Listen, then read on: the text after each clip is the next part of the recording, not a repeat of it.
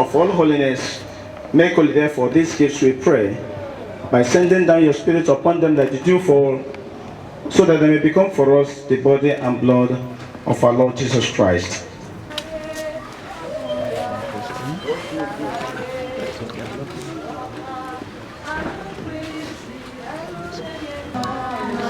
Amen.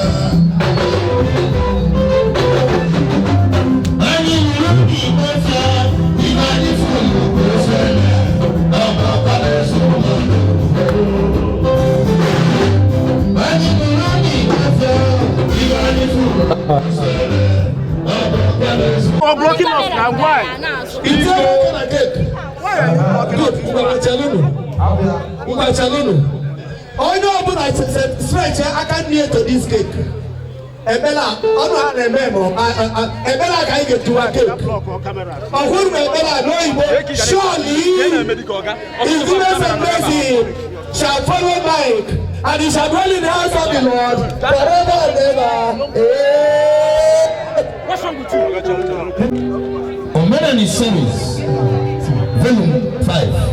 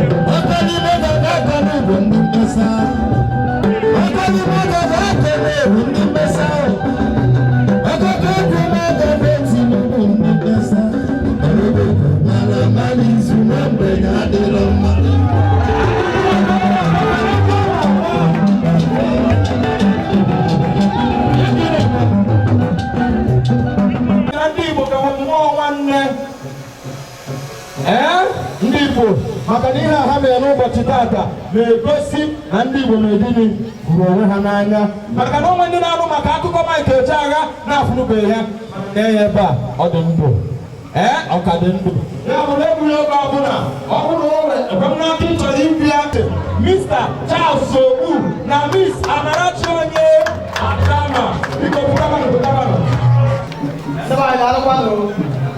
Amara ebido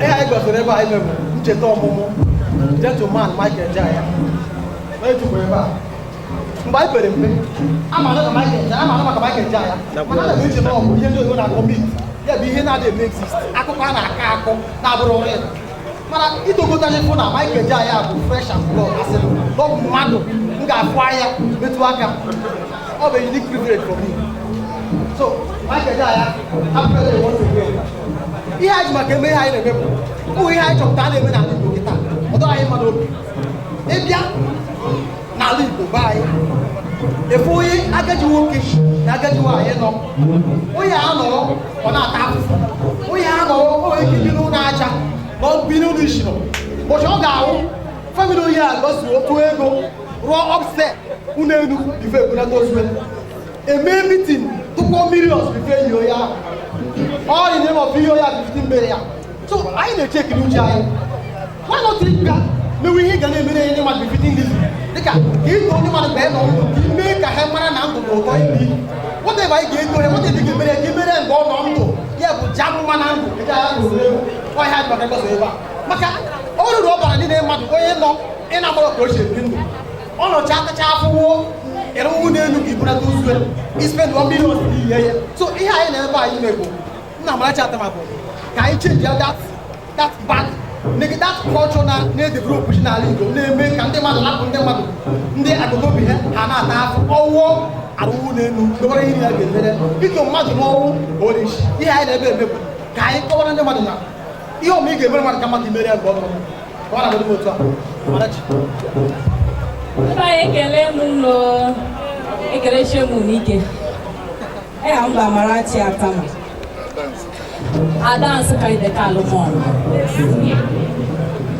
Charles achịkọbago okwu amaọzụ ebe m ga-atụnye ya maka na ọ bụrụ na anyị kọba akụkọ ka anyị si wee hazie ọnọdụ a taa ọ ga-eto ogologo mana isiokwu anyị dịka o si wee kwuo bụ ka anyị bido na-aja ndị mmadụ mma na ndụ maka na ndị Igbo ebidogo omenala ịja ndị mmadụ mma n'ọnwụ mmadụ nwụhaana ebe niile ekwobe a na-ajụ akpara isi one mmanya one kedu ka a ga-eme ya emekwa ihe niile ọ bụkwa na anyị ga-ebido na-enedo onwe anyị anya dịka ndị Igbo ịhụ nwanne gị chọrọ enyemaka inyela ya aka ịhụkwanụ nwanne gị achọghị enyemaka mana o kwesịrị ka sị ya deme isi ya deme na ọ bụrụ na anyị na-emekọ n'otu ahụ na ọ ga-adị mma karịa mgbe onye ahụ nwụrụ nke anyị mụtara ọfụ ịpụta na igwe Facebook na ihe niile wee dejibe wee na-ekenekwa nnukwu mmadụ anyị nọ n'etiti ya Ikoro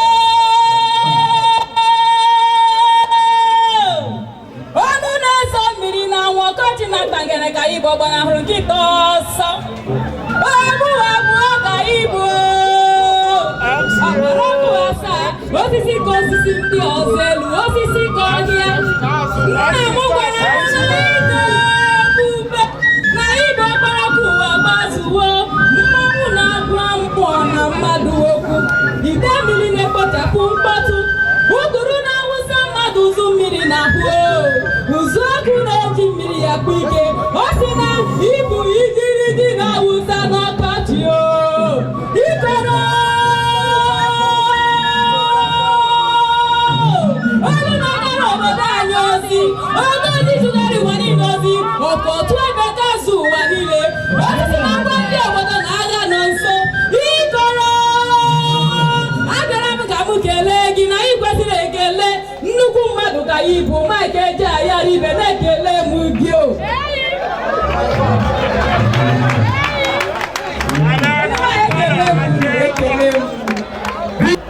ndị Igbo kwenu ndị Igbo kwenu ndị Igbo kwezuru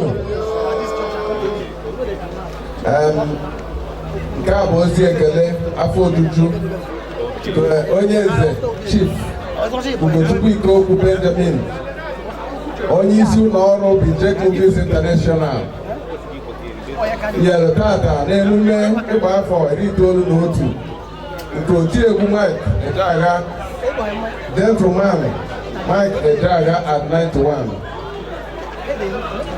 N'ụbọchị tata bụ Easter Sunday, abalị 4 nke ọnwa 4 n'afọ 2021. Na mbụ, ana m ekele Chineke onye kere anyị bụ ụmụ Igbo ka anyị bụrụ nnukwu mba. Ana m ekele ndị niile hụrụ asụsụ Igbo n'anya ma were ya na-akpa nganga. Ana m ekelekwa mmadụ niile nọ n'ebe a tata, ma ndị ụkọchukwu ma ndị echichi dị iche iche. Ụtọ Chineke gọzie unu n'aha Jizọs. Biko nụ, onye ọbụla rie na nke o chiri. Ọ bụ maka ezigbo afọ Igbo amụchara amụcha bụ Gentleman Mike Ejeagha, bụ onye ji onyinye Chineke nyere ya akpa nganga. Ọ maka odogwu nwoke ahụrụ asụsụ Igbo n'anya, nke pụtara bụkwa ihe merenụ egwu ya niile ụzọ 9 ji bụrụ n'asụsụ Igbo. Ọ bụ ihe ndị a mere anyị ji wee bịa ebe a taa.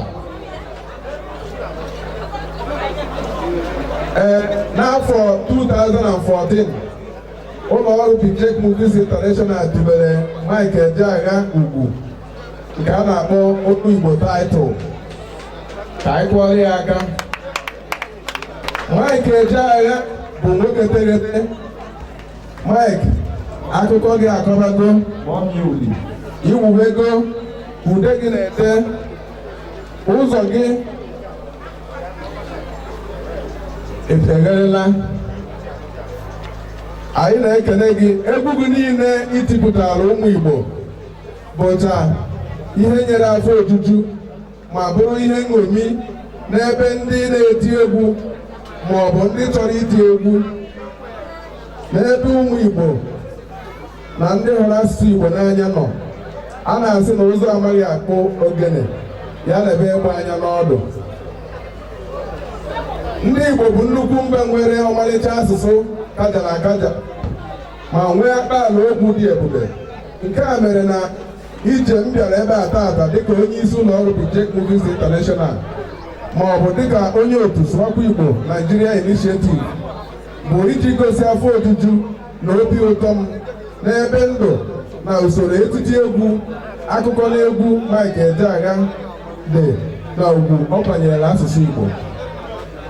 Ọ bụ ka a na-akpọ Smart Chukwudịa, Contactless Igwe Igbo na Stanford Page, MC Aya, Sunrise FM Enugu, kwa Tuesday and kwa Wednesday. Oje Igbo TV, ETV, free to air, Amakokwa Kempa. Ndeba ya kelekwa mu. Goyechi Nazare. Na ya kelemu. Abum GT and SWO also there. Na ya kelemu makana. We fuwaka. We sika eba jagi manango. We na sika kana jagi mawelaka. Ega nogologo. Maganis no one with a camera. Kita kaya na for one with a camera. Afam for one shot. Amechi. Sorry for Recording FM. Now Mike Ejeagha. I am seeing this man for the second time in my life. The first time I saw him was in 1980 in my community, Ohodo. Otu ana na ọtụkọrọ anya mana Chineke n'ihe niile ka ọ jabọ ndụ mma na ndụ ụdị otu aja na mma na ndụ tata ezinụlọ ọnụ niile ndị so n'azụ n'ọdụ ụwa ọtụ ife niile ụgbọ ọbụla ezu abịa ọ ga-ana n'ụzọ n'egwu ụfọ na ya pụsụ anya na ya pụsụ onye ọbụla mere ya gbara ka Naịjirịa ma dị mma na-apụghị ife niile. Ana gbogbo na arụsị gịnị n'ihu nke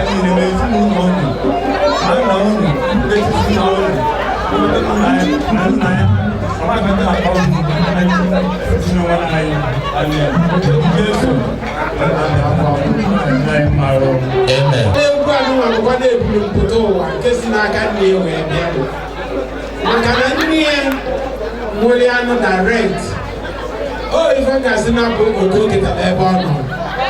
Makana from childhood, I never mind. You will bring my day.